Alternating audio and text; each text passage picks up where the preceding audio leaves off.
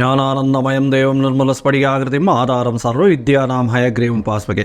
Next gen TV நேயர்களுக்கு astro KS ஐயங்காரின் பணிவான நமஸ்காரங்கள். வார பலன் 18/3/2024 24/3/2024 வரை உண்டான வாரத்திற்கு மேஷம் முதல் மீனம் வரை என்னென்ன பலன்கள்னு பார்ப்போம். முதல்ல இந்த வாரத்தினுடைய கோல்சாரம் என்ன அப்படின்றத பார்ப்போம். அதற்கு பிறகு இந்த வாரத்தில் வரக்கூடிய விசேஷ நாட்கள் என்ன அப்படின்றத பார்ப்போம். இந்த வாரத்தில் எந்தெந்த ராசிக்காரர்களுக்கு சந்திராஷ்டமம் அப்படின்றத பார்ப்போம். முதல்ல இந்த வாரத்தினுடைய கோல்சாரம் அப்படின்றத பார்க்கும்பொழுது காலபுருஷ தத்துவத்தின் முதல் ராசியான மேஷ ராசியில் குரு பகவானும், 6ஆம் இடத்தில் அதாவது கன்னியில் கேது பகவானும், கும்பத்தில் சனி சுக்கிரன் மற்றும் செவ்வாய், மீனத்தில் சூரியன் புதன் மற்றும் ராகு.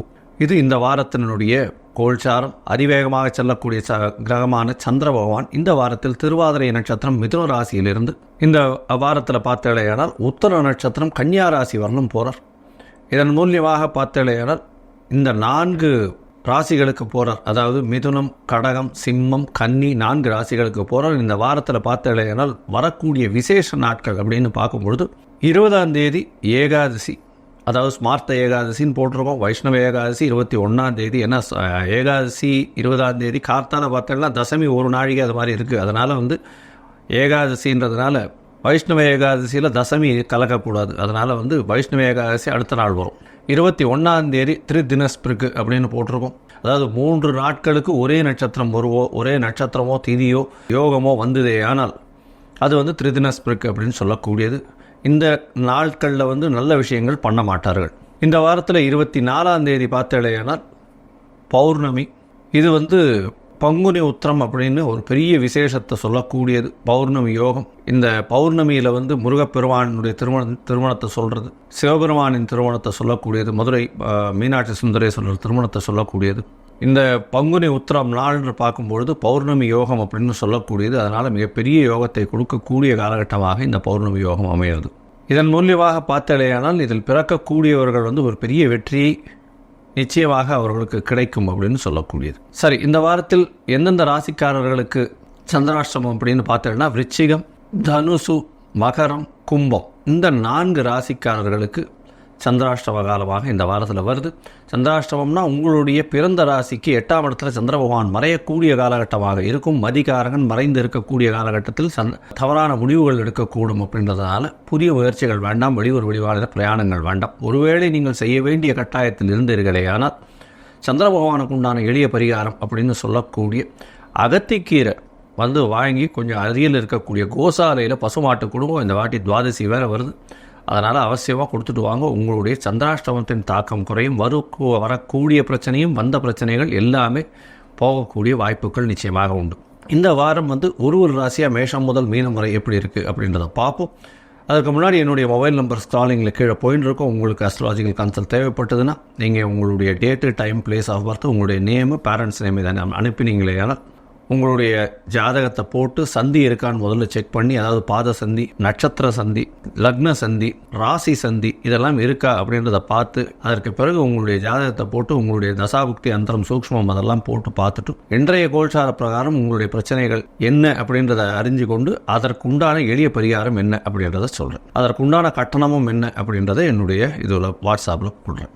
இப்போ மேஷம் முதல் மீனம் வரை 18/3/2024 முதல் 24/3/2024 வரை உண்டான வாரத்திற்கு என்னென்ன பலன்னு பார்ப்போம். கன்னி, உத்தரம், ஹஸ்தம், சித்திரை இந்த 3 நட்சத்திரம் 9 பாதங்களை கொண்ட ராசி. ராசியின் அதிபதினு சொல்லக்கூடிய ஒரு புத பகவான் ராசிக்கு சப்தமத்தில் நீச்சம் பெற்று போயிருக்கு. பார்ட்னர்ஷிப் பிஸ்னஸ் பண்ணுறவங்கள கொஞ்சம் ஜாகிரதையாக இருந்து பண்ணுறது ரொம்பவும் நல்லது. எதிர்பாலினத்தவர் மூலியமாக சிறு சிறு பிரச்சனைகள் வரக்கூடிய காலகட்டமாக இருக்கும். ஏன்னா 7ஆம் இடத்துல பார்த்தீங்கன்னா சூரியன், புதன் மற்றும் ராகு இருக்கு. இதன் மூலியமாக நீங்கள் எதிர்பாலினத்தவர் சொல்லக்கூடியது முற்றிலுமாக நம்பி செய்யக்கூடிய காலகட்டமாக இந்த வாரம் அமைய போகிறது. இந்த வாரத்தில் பார்த்தோம்னா உங்களுடைய ராசிக்கு 6ஆம் இடத்துல சனி பகவான், செவ்வாய் பகவான் மற்றும் சுக்கிர பகவான் இருக்கிறது ரொம்ப விசேஷம். உங்களை எதிர்க்கக்கூடியவர்கள் யாருமே வெற்றி பெறக்கூடிய நிலைமையில இருக்க முடியாது. இருந்தாலும் பார்ட்னர்ஷிப் பிஸ்னஸை ரொம்ப கண்காணிப்பாக இருக்கிறது ரொம்ப நல்லது. உங்களுடைய ராசிக்கு 8ஆம் இடத்துல குரு பகவான் போயிருக்கார்.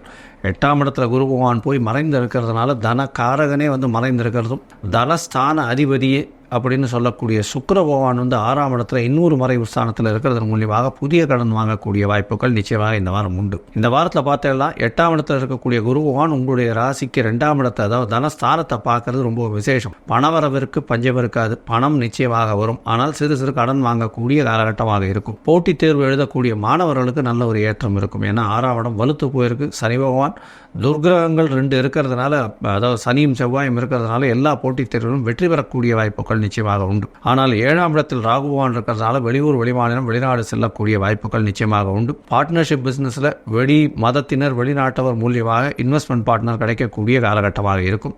உங்களுடைய ராசிக்கு பார்த்தாலேயானால் உங்களுடைய ராசிக்கு 11ஆம் அதிபதி அப்படின்னு சொல்லக்கூடிய சந்திர பகவான் அதிவேகமாக செல்லக்கூடியவர். அவர் வந்து 18/3/2024 19ஆம் தேதி சாயந்தரம் ஒரு 5:30 மணி வரலும் பார்த்தாலேயானால் உங்களுடைய ராசிக்கு 10ஆம் இடத்துல இருக்கிற 11ஆம் அதிபதி 11க்கு 12ஆம் இடத்துல இருக்கிறது மூலியமாக தொழிலில் சிறு சிறு பிரச்சனைகள் இருக்கும்.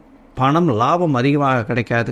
லாபம் வந்து கைக்கு வாய்க்கு இருக்கா மாதிரி இருக்கக்கூடிய காலகட்டமாக இருக்கும். புதிய வேலையும் புதிய தொழிலும் கிடைக்கக்கூடிய காலகட்டம், புதிய வேலை கிடைக்கக்கூடிய காலகட்டமாக இருக்கும். வேலையில் உங்களுக்கு இன்க்ரிமெண்ட் கிடைக்கக்கூடிய காலகட்டம் இருக்கும். ப்ரமோஷன் கிடைக்கக்கூடிய காலகட்டமாக இருக்கும். வேலை செய்யும் இடத்துல ஒரு நல்ல ஏற்றம் இருக்கக்கூடிய காலகட்டமாக இந்த வாரம் அமைகிறது. இந்த வாரத்தில் பார்த்தீங்கன்னா உங்களுடைய ராசிக்கு 11ஆம் இடத்தை சந்திர பகவான் போகிறார். அது வந்து 19ஆம் தேதி சாயந்தரம் ஒரு 5:30 மணியிலிருந்து 22ஆம் தேதி அதிகாலை ஒரு 3:30 மணி வரலும் இருக்கக்கூடிய காலகட்டம். இந்த காலகட்டத்தில் பார்த்தோன்னா 11ஆம் அதிபதி 11ஆம் இடத்துல ஆட்சி பெற்றிருக்கிறது ரொம்ப விசேஷம். இதன் மூலியமாக உங்களுக்கு தொழிலில் அபரிமிதமான லாபம் வரக்கூடிய காலகட்டமாக இருக்குது. அதை தவிர வந்து உங்களுடைய மூத்த சகோதர சகோதரிகள் மூலியமாக ஆதாயம் பெறக்கூடிய காலகட்டமாக இந்த வாரம் அமைகிறது. இந்த வாரத்தில் பார்த்தோன்னா உங்களுடைய ராசிக்கு 12ஆம் இடத்துல சந்திர பகவான் போகிறார். அது வந்து 22ஆம் தேதியிலிருந்து 24ஆம் தேதி மதியம் ஒரு 3:30 மணி வரலும் இருக்கக்கூடிய காலகட்டமாக இருக்கும். 12ஆம் இடத்துல சந்திர பகவான் இருந்தாலும் சுபத்துவம் அடைகிறதுனால சுப செலவுகள் வரக்கூடிய காலகட்டமாக இருக்குது. குருவினுடைய பார்வையும் இருக்குது, செவ்வாயினுடைய பார்வையும் இருக்குது, சனியினுடைய பார்வையும் இருக்குது, சுக்கிர பகவானுடைய பார்வையும் 12ஆம் இடத்துல உழறது. 12ஆம் இடம் அதிகமாக வலுப்பெற்று போகிறது. அதனால் உங்களுக்கு ஆஃபீஸ் விஷயமாக அதிகமாக சுற்ற வேண்டிய காலகட்டாயம் அதிகமாக இருக்கும்.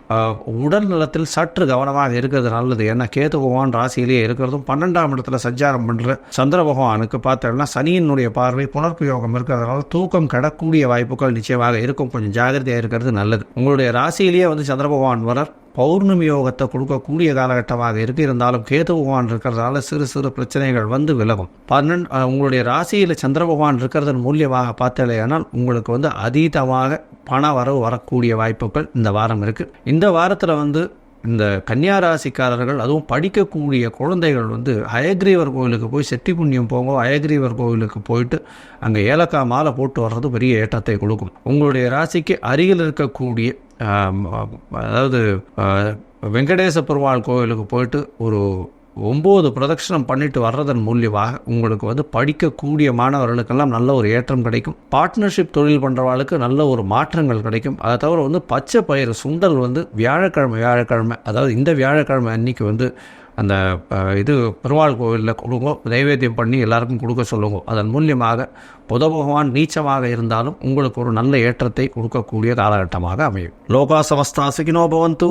நன்றி, நமஸ்காரம்.